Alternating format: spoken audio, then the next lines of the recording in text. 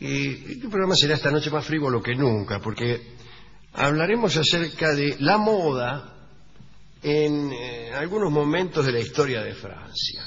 Y la moda cuando se ha tornado extravagante. No estamos hablando de Coco Chanel ni ninguno de esos, sino antes todavía del momento en que Francia se convirtió en el hogar paradigmático de las modificaciones acerca de la moda. Hablaremos entonces de algunas extravagancias acerca de la elegancia de los cortesanos franceses. Empecemos por ver qué pasaba con las cabelleras y las pelucas, ya que es un tema en el que siempre estuvimos muy interesados. Tenemos un antecedente bien antiguo. Los galos, es decir, los habitantes de Francia antes de ser la nación francesa, los habitantes de Francia a los que se enfrentó el Imperio Romano, estimaban mucho los cabellos largos, consideraban tener el pelo largo como un signo de distinción y también de libertad. Y por esto Julio César, que fue el que los enfrentó, después de haberlos vencido, les hizo cortar el pelo en señal de servidumbre. Posteriormente, Clodión el Peludo, atención a este nombre, Clodión el Peludo, es uno de los apodos más extraordinarios que yo he visto en la historia de la radiofonía. Clodión el Peludo. Clodión arrebató algunas provincias a los romanos y ordenó a los pueblos que él libertaba que se dejaran crecer el pelo a fin de diferenciarse de los otros galos que todavía estaban bajo la dominación de Roma. En los primeros tiempos de la monarquía francesa eran muy apreciadas las cabelleras abundantes, allá por el año 1000, en los albores de la dinastía de los Capeto. Pero antes también, los merovingios. Bueno. Ellos juraban muchas veces por la cabellera. Y era costumbre arrancarse un pelo y ofrecerle ese pelo a la persona a quien se quería prestar un homenaje. Por ejemplo, usted quiere hacer un homenaje a una dama, saca un pelo, no un mechón, no, un pelo, un solo pelo, y dice, bueno, hoy vamos a rendir homenaje a Norby, por ejemplo, al bajista Norby. Norby Córdoba. Muy bien, vamos a hacer una fiesta, voy a invitar a todos los músicos, y yo le he traído como regalo, Norby, justamente el que es pelado, un pelo. Y eso era considerado un acto de homenaje fortísimo. Por ejemplo, el rey Clodoveo envió uno de sus pelos a un santo para probarle cuánta veneración le profesaba. Entre los primeros reyes hubo una excepción. Los cortesanos de Carlos el Calvo, que era pelado, para halagarlo, adoptaron la costumbre de afeitarse la parte superior del marote, precisamente donde a Carlos no le crecía el pelo. En tiempos de Enrique IV, es decir, muchos años más aquí, el buen rey Enrique IV, apareció la costumbre de echarse en el pelo unos polvos perfumados a los que se daba el nombre de griserie.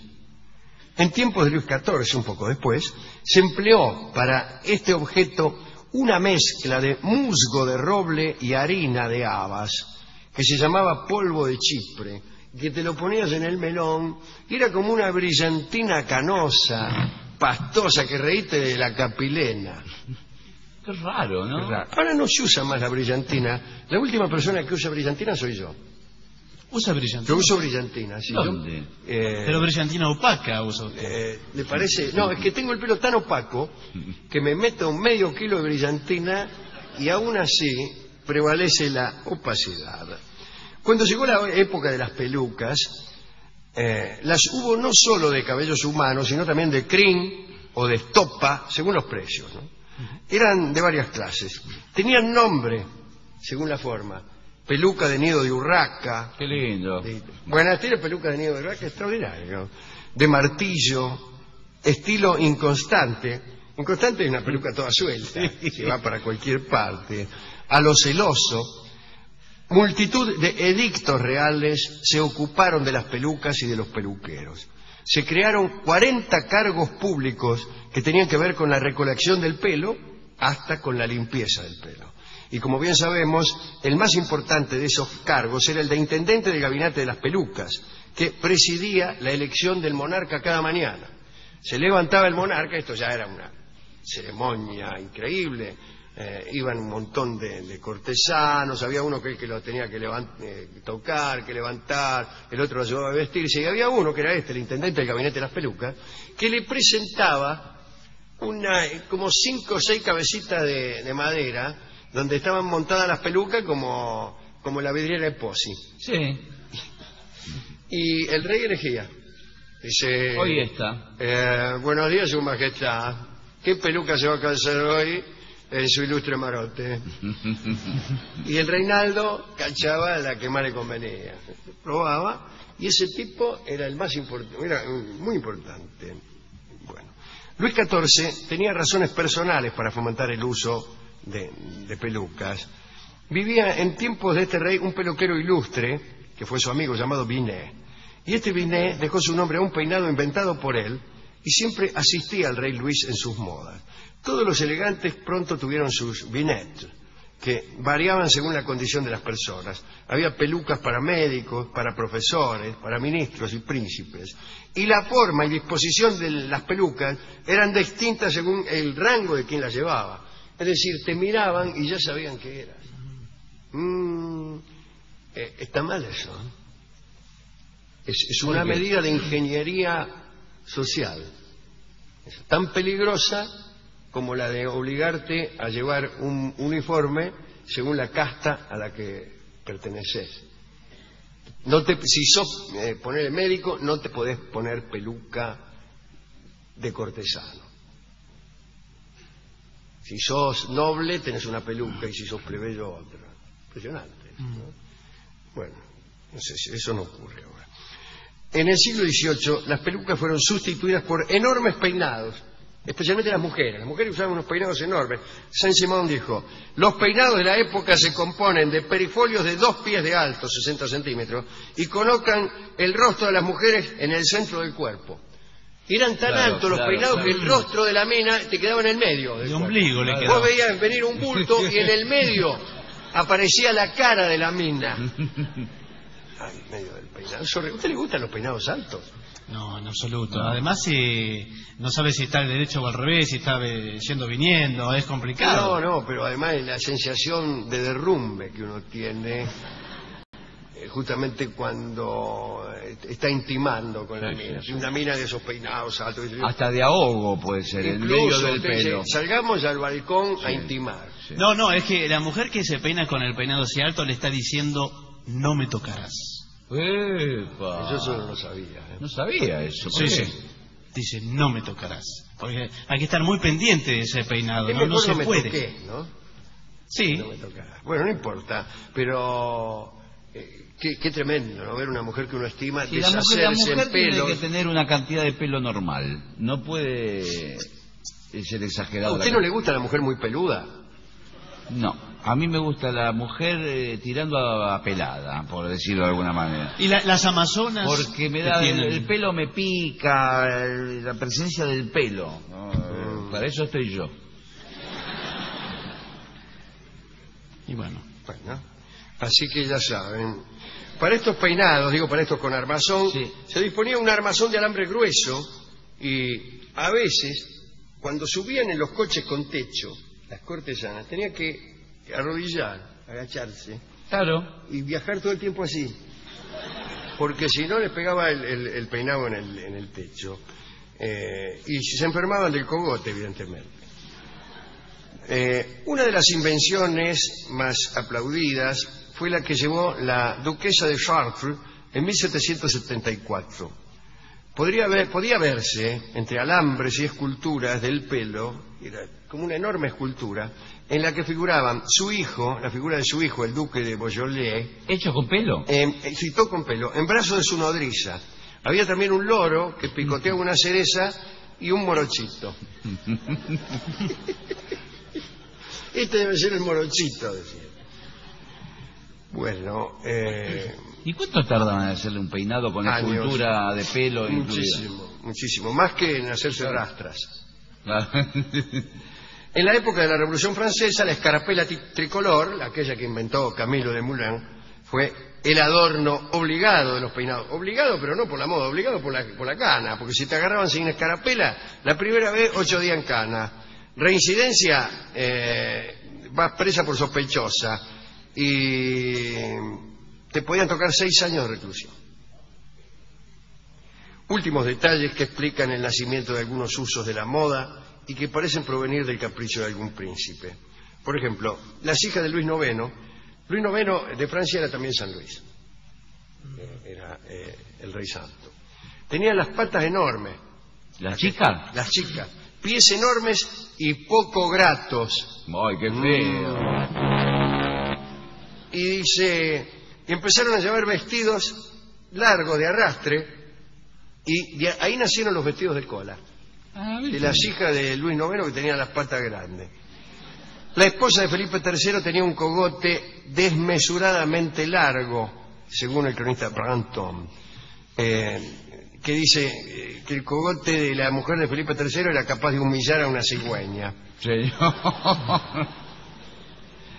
Y entonces empezaron a usar cuellos muy altos, como por ejemplo la golilla, digo yo, será algo así. En 1385, algunos señores de la corte se presentaron adornados con hombros postizos a fin de disimular su escaso porte. La Ferronnière, la famosa amante de Francisco I, se había hecho una quemadura en medio de la frente, se puso encima de la cicatriz una joya sostenida por un cordón, chau, se puso de moda, imitaron todos. Durante el reinado de Francisco II, para halagar a los muchos gordos que había en la corte, se puso de moda el vientre postizo. Muy bien. Eso es una moda que debería volver. La del vientre postizo, todos los gorditos como yo. Que era una especie de almohadón, con unos hilos. Decimos, buenas tardes. Miren el vientre postizo que me compré. Y usted sabe que yo uso la panza. ¿Postiza? No postiza, la panza verdadera la uso por encima del cinturón. Porque uso pantalones de tiro corto. Sí, la verdad que es muy corto el pantalón. Muy corto, e incluso, sí. mire, obsérveme la panza, que sí. Me toca, entra en contacto de nuevo. O sea, se separa del cuerpo, sí. Pero más adelante vuelve a entrar en contacto con él mismo. Como una minifalda de carne. Claro, me roza el muslo. Es feo. Me roza el muslo, ¿no es cierto? Una pollera de carne. Como una especie de pollera de carne, yo no se lo quería decir así. Está chorreado. Fíjese, ¿no? Sí. Hay que contrapesar eso, ¿no? Claro, y entonces yo lo que no consigo son remeras para abarcar toda esa panza. Y bueno, pero... ¿Cómo conviene ponérsela cuando uno tiene una panza así? No, para mí tiene que comprar pantalón de tiro largo. ¿De tiro largo? Y mete la panza adentro. No, queda fulero, queda mete la panza dentro del pantalón. No, a mí me gusta la panza afuera, así, mire, como el conventillo de Don Nicola. Y ¿Cómo se usa la panza? Actualmente usted la tiene que disimular. Vio que por lo que estaba leyendo y contando todo el concepto de la moda es contrapesar y disimular. No, en este caso al revés. Sí, en este caso es el único... Poner en evidencia algo que uno no tiene. En todos los anteriores es era el disimulo. Bueno, la reina Ana de Austria diseñó los vestidos con mangas cortas porque tenía los brazos hermosos. Claro. Mire qué piola. Y finalmente Madame de Pompadour, la favorita de Luis XV, puso de moda los tacones altos para disimular su baja estatura. A mí, la invención que más me gusta es esta que le voy a contar ahora. La reina Catalina de Medici se casó con el rey Enrique II de Francia, que era el hijo de Francisco I. Casaron. Él no la quería mucho. No la quería mucho. Tenía una amante que era Diana de Poitiers, se la pasaba todo el día con la amante, qué sé yo. Y la otra se la aguantaba. Y no era nada linda Catalina de Medici, pero sí tenía hermosas piernas. Tenía piernas muy hermosas y era lo único hermoso que tenía. Entonces, trataba de mostrarlas. Y claro, no se usaban minifaldas, que era muy difícil para una mujer mostrar las piernas. Y ella pensó que la mejor manera era cuando se andaba a caballo. Pero ¿qué pasa? Antes se montaba, la mujer montaba... Claro, con las dos piernas para un lado. Y ella empezó a montar como un hombre, con las dos, una pierna a cada lado del caballo, y entonces se le veían las gambas. Pero surgió un inconveniente. Para llegar a esa posición y para subirse a los caballos, había que desarrollar unos procedimientos un poco riesgosos. Con los vestidos esos. Con los vestidos eso, que sí. podían dar lugar a visiones por parte de los cortesanos de... Claro, cuando pasa la pierna por ahí. Exactamente, panoramas demasiado íntimos. Sí. Y entonces empezó a usar debajo de sus polleras y enaguas algo que no se usaba: las bragas. Es decir, inventó los calzones. ¿Qué usted? Catalina de Médicis inventó los calzones. Empezó a usar una cosa con mucha puntilla, qué sé yo, se la ponía abajo de la pollera, se subía arriba del caballo y mostraba la gambardela y evitaba que todos dijeran: mirá la cara fulera que tiene la italiana. ¿Te gustó? Sí, sí. Esa es una linda conversación cuando uno está con una amante o con alguien que uno quiere seducir, y le decía que no sabe quién inventó los calzones. No, no tiene que empezar por el final, empiece como hizo antes. Muy bien, hemos ido a la discoteca. El tipo también Es una le gustó historia mucho. fantástica, porque es una historia Sí, liviana, no es como las cruzadas. Claro, sin embargo él me habló, me mostró, tenía unas bragas guardadas, mire, dice, ¿Pero de qué? esto dice una novia que me dejó hace muchos Sí, años. es agradable. Nos separamos, dice, hace 20 años, y de ella me quedó solamente este recuerdo. Bueno, pero Lo mostráselo llevo a usted. siempre conmigo. Dice. Pero El otro claro. día la encontré en la calle Rivadavia, yo venía con un colchón Sí. y ella venía del otro lado, en dirección opuesta, con su marido y 2 hijos. Sí. Y yo lo vi, la saludé y saqué del bolsillo este calzón. Qué mal gusto. Mirá lo que tengo todavía. Y qué mal gusto con el marido y los hijos, señor. Y 20 años encima del 20 años calzón, ¿no? encima, ¿no? Muy bien. Me dio este hombre, este discotecario, una canción que es muy indicada para esto. Muy bien, ¿cuál es? No le podría decir, pero la cantan los Nocheros de Anta y tiene que ver con el tipo que se empilcha, que se viste de domingo y que se pone lo mejor que tiene. Entonces vamos a escuchar El Dominguero, que es una linda canción que cantan los Nocheros de Anta.